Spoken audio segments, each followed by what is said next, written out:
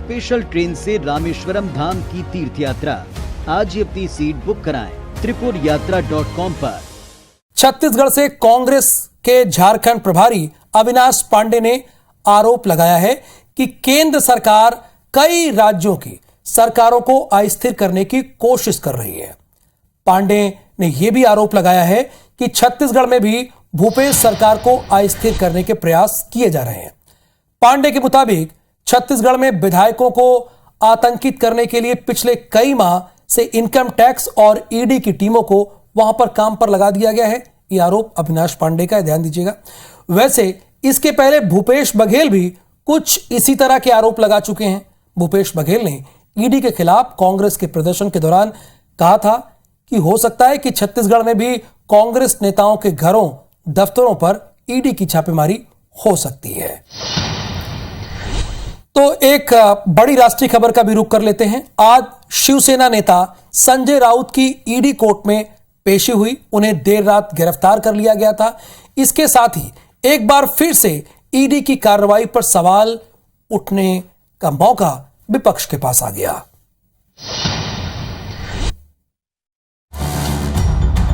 शिवसेना के नेता संजय राउत को ईडी ने गिरफ्तार किया है। आज कोर्ट में राउत की पेशी भी हुई। संजय राउत को पात्रा चौल घोटाले में गिरफ्तार किया गया है। इसके साथ ही एक बार फिर से ईडी की कार्रवाई पर बहस शुरू हो गई है। इसके पहले कांग्रेस राहुल गांधी और सोनिया गांधी से ईडी की पूछताछ के खिलाफ प्रदर्शन भी कर चुकी है। इसी कड़ी में आज सीएम भूपेश बघेल ने एक बार फिर से ईडी के बहाने केंद्र सरकार पर निशाना साधा।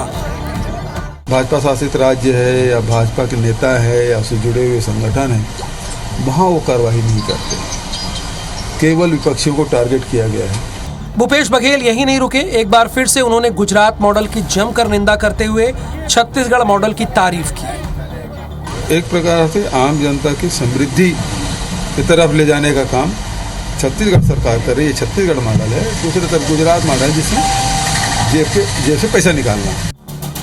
कुल मिलाकर कहा जा सकता है कि ईडी की कार्रवाई भले ही कानून के मुताबिक हो रही हो, भले ही सुप्रीम कोर्ट ने ईडी के अधिकार पर अपनी मुहर लगा दी हो, इसके बाद भी ईडी की कार्रवाई को विपक्ष बदले की कार्रवाई बताने से नहीं चूक रहा है और ईडी पर सियासी संग्राम लगातार जारी है। तो कहने का मतलब यह है कि शिवसेना नेता पर शिकंजा कस चुका है, लेकिन सवाल उठता है कि आखिर संजय राउत ईडी की रडार पर कैसे आए। चलिए इसे भी डिकोड कर लेते हैं। आरोप यह है कि रियल एस्टेट कारोबारी प्रवीण राउत ने पात्रा चौल में रह रहे लोगों से धोखा किया।